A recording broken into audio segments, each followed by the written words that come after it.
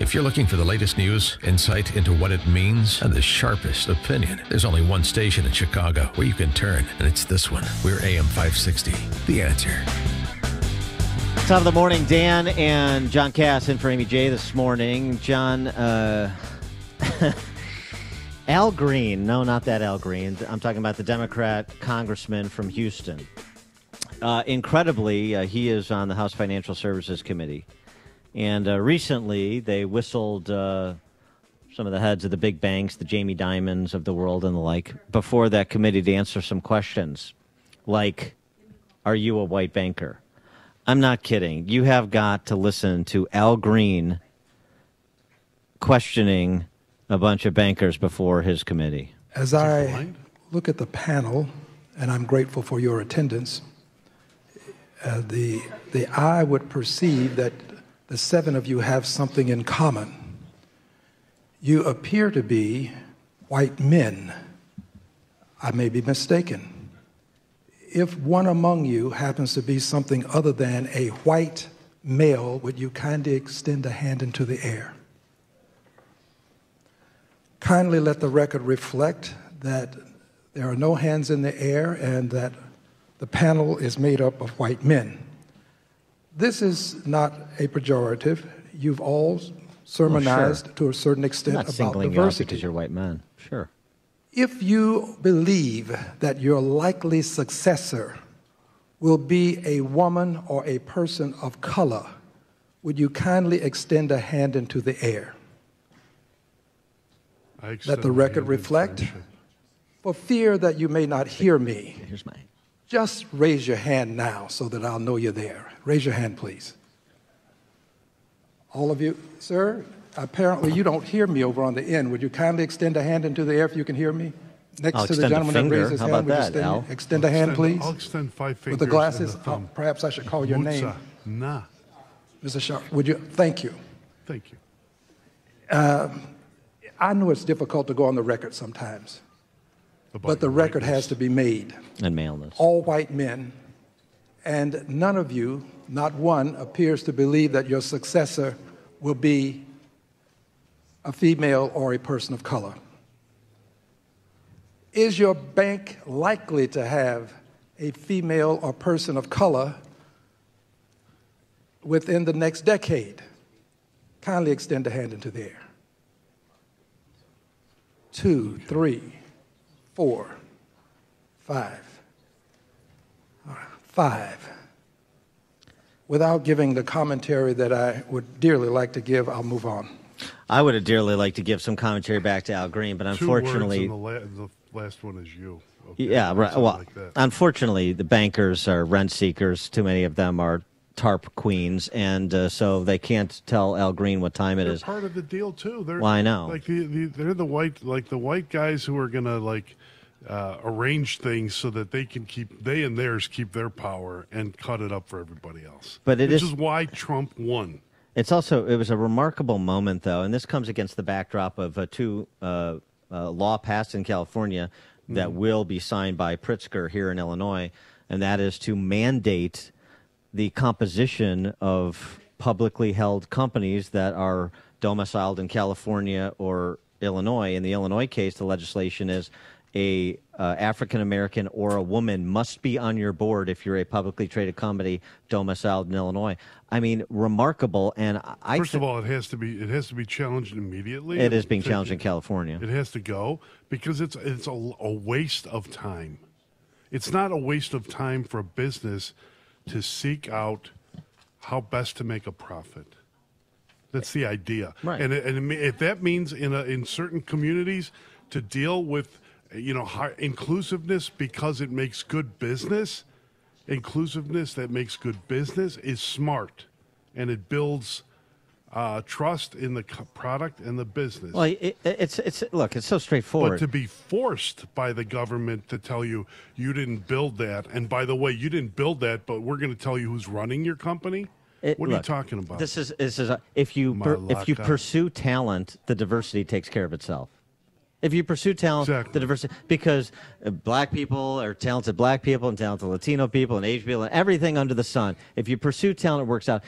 Jackie Robinson rule. Milton Friedman had this great moment on one of his college campus discussions decades ago where a woman came up to him, a feminist, young college kid. Intersectional. Well, it was before intersectionality. Right. It's the idea. It was back just in second wave feminism when that was the rage after Betty Friedan's book. But she basically arguing for the quota system for women. And Milton Friedman's point was, look, I am for punishing the discriminator. That's what the market does. I'm punishing somebody who looks to hire only men because he's a misogynist or because he discriminates on an immutable characteristic. That's what the market punishes the person who hires only men rather than looking for talent. Exactly. What you're proposing treats the discriminator and the non-discriminator the same. In point of fact, young lady, I'm on your side and you're not. And it would be nice to have some people with the stones to have one of those moments, the intellectual capacity to have a moment and the courage to do so in a public setting like before the House Financial Services Committee dealing with the Al Greens of the world. It's so much easier to raise your hand and think in terms of skin pigment rather than talent. And also to genuflect before these feudal lords. Oh, yeah. It's despicable. For more on this topic and context of our politics and the backdrop of the 2020 election, we're pleased to be joined again by Jas Shaw, the weekend editor at hotair.com. Jas, thanks for joining us again. Appreciate it. Thanks for having me, gentlemen, and always enjoy talking to you. And I just wanted to make a quick point and say, real thrilled to be on the phone talking to John Kass. I have been following you for years, sir. You are so cool, man. Thank you. I thought that the first time I talked to John Kass. I'd say it wears off. And the thrill will not last. Yeah. I can't quit you I love either, this man. topic you're covering. This is a great topic. I had missed that one. But, right off the bat, let's just admit one thing. White people are the worst, aren't they? Yes. Well, but what about that, though? And what about the left is certainly going full tilt to play race and gender and everything else, identity politics. And is this something Republicans should run from or lean into the way, frankly, that Trump has?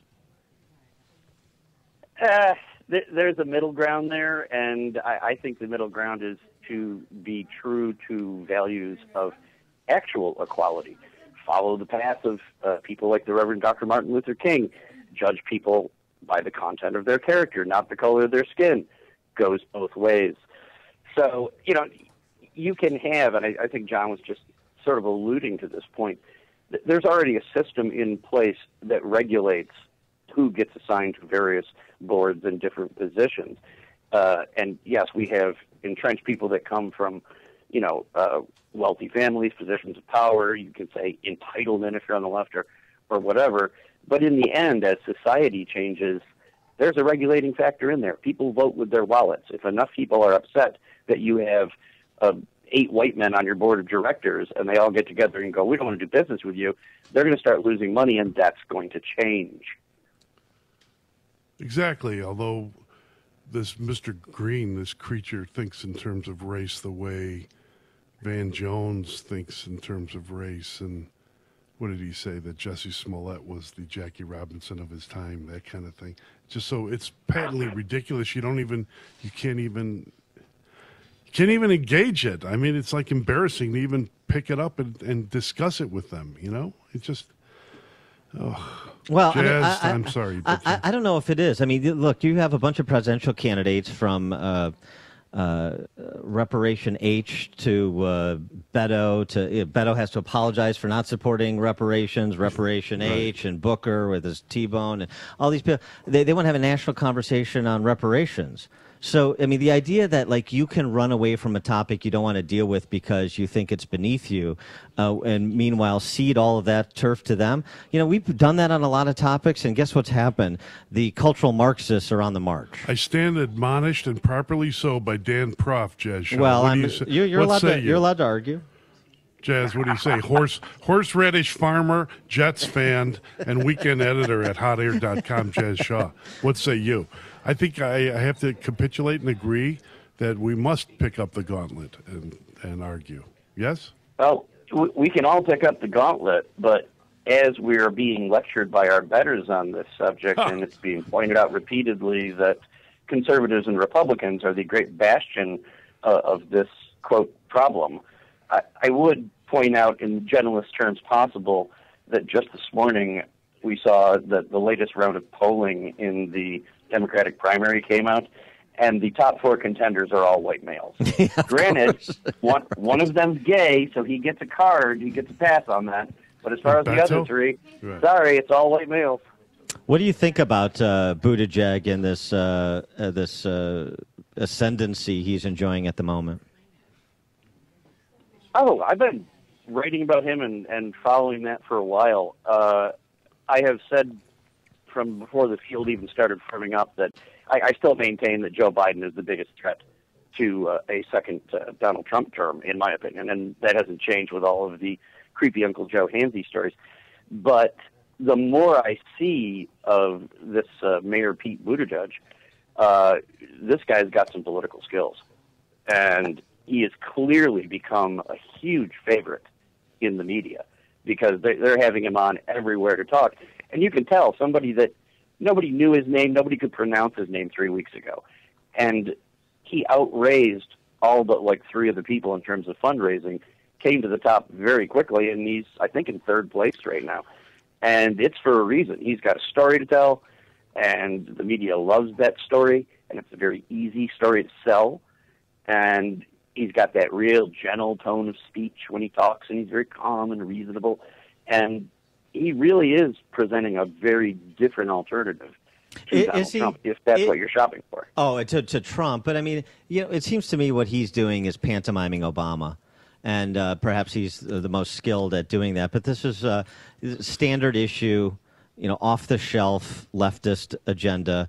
But a little bit of discussion of his faith in a non-threatening way, as you said, saying unreasonable things in a reasonable tone of voice, which we're very familiar with here with Dick Durbin. He's a perfect Axelrod candidate, a guy without a history, much of a history. Mayor. He's running South Bend. Like, I love Notre Dame, okay? I do. And Lou Holtz should have been mayor of South Bend. But you run South Bend, you're not ready to run the United States of America. Sorry. Sorry, Pete. What about that, Jazz? Is this an Obama impersonation, though?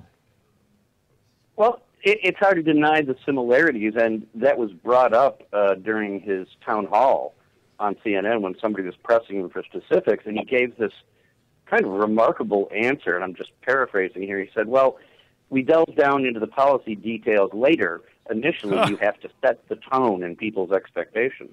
And one of the biggest complaints that I and some of my friends had with Barack Obama when he was first running back in 2007 was that the guy was essentially an empty suit. He had no record of accomplishments and wasn't putting out anything specific, but he had a lot of great-sounding slogans, and people liked that. He knew how to deliver them. He had that whole, revival tent preacher thing going. And I think Buttigieg is a little different than that. He's not quite as fiery and get the crowd up and yelling, but he's definitely just getting slogans, and the few policies he is picking out, John's absolutely correct.